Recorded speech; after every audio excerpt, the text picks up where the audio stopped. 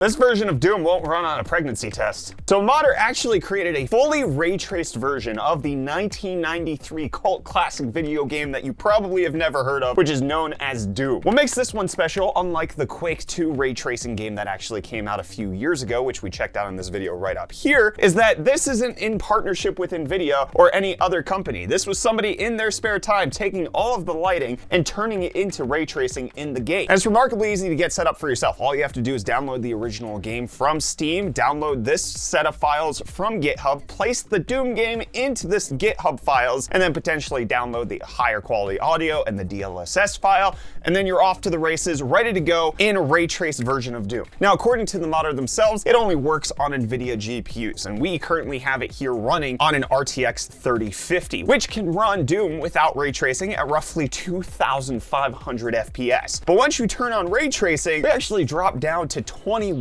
frames per second. But the mod doesn't just stop at ray tracing. It also implements brand new features such as AMD's FSR and Nvidia's DLSS, as I mentioned. And if you turn those on, well, you can finally start getting some respectable frame rates here on the 3050. So once you put on FSR, if you put it on ultra quality mode, you end up getting 35 FPS on the 3050. With FSR performance mode, you finally get over 60 FPS and you hit 72. With DLSS quality mode, it's actually 44 FPS, but then DLSS ultra performance mode, we hit 119 FPS, which is perfect enough for high frame rate monitors. But when you actually play the game, it looks way better with the ray tracing. The flashlight that they give you turns on and off and illuminates and bounces all over the walls. The muzzle flash from the gun actually illuminates dark areas, as you can see here, and the green light from the barrel reflects off the wall and you can see the scenery in a way that you've never seen before on Doom. Oh, pew. I mean, we're playing on a retro game, so we gotta have a retro piece of device here. Let's 360 no-scope some goons. 360! This game came out in 1993. It is almost 30 years old. It's almost as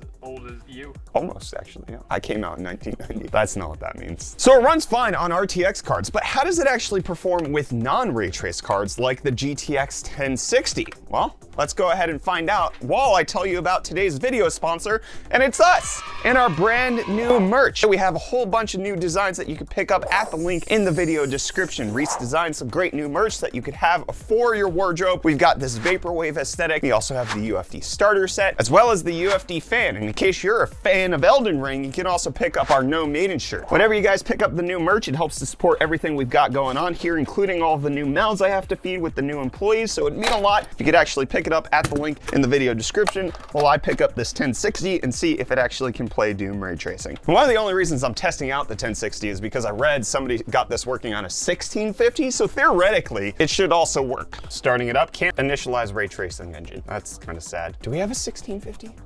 I have a 1650 Super, maybe we try that. Of course the 1060 is not gonna work. Come on, Brett. Screwdriver! 1650 Super. If you would have told me in 1993 that in 2022 I'd be gaming on Doom with ray tracing with the trackball, I wouldn't have understood you because I was 3 years old. Can't initialize ray tracing engine. That's lame. Let's try it on a high-end piece of hardware. 3080 Ti, come hither. So believe it or not, one of my earliest gaming memories was actually Doom. I think the first PC I got was in like 1995, 1996, and it was running Windows 3.11. And I don't remember if my Doom memories correlate to my first PC memories, but I do remember as a child playing Doom and being way too young for it. That and Wolfenstein, those are like the first video games I truly played. Way too young for them at the time, but it was fun. Here we have it. Without ray tracing, this game is running at 4,500 to 5,000 FPS. This is 1440p, highest possible setting. And look, all of this like flat illumination, where are the lights even coming from? There's no like light bulbs anywhere. This is bad.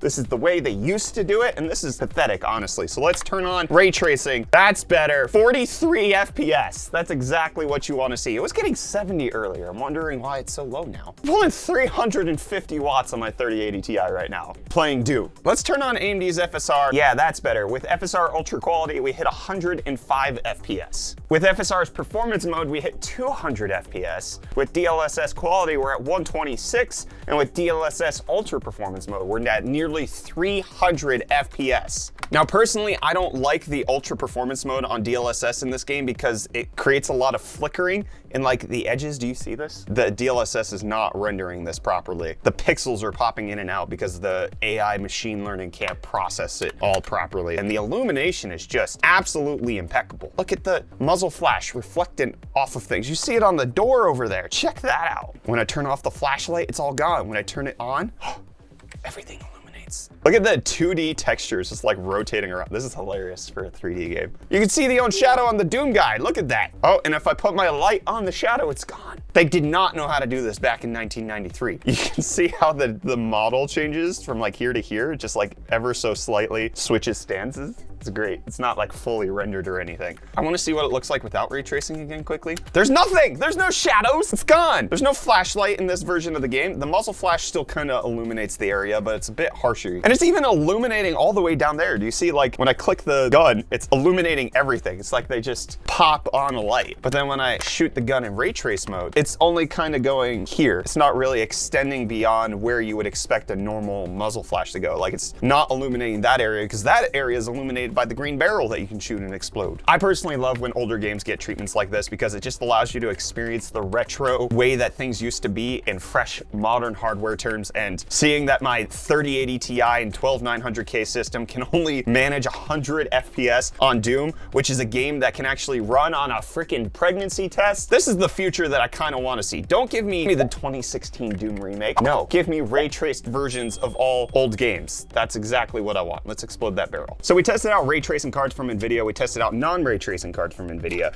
And obviously the 1060 did not work. But what happens when we take a ray tracing card from AMD, the 6600 XT? This is the highest end AMD card I have. Can we actually get Doom ray tracing working on this bad boy? The 6600 XT ready to go? It is. We got it. PR Boom Ray Trace Plus. Let's go. Can you initialize the ray tracing?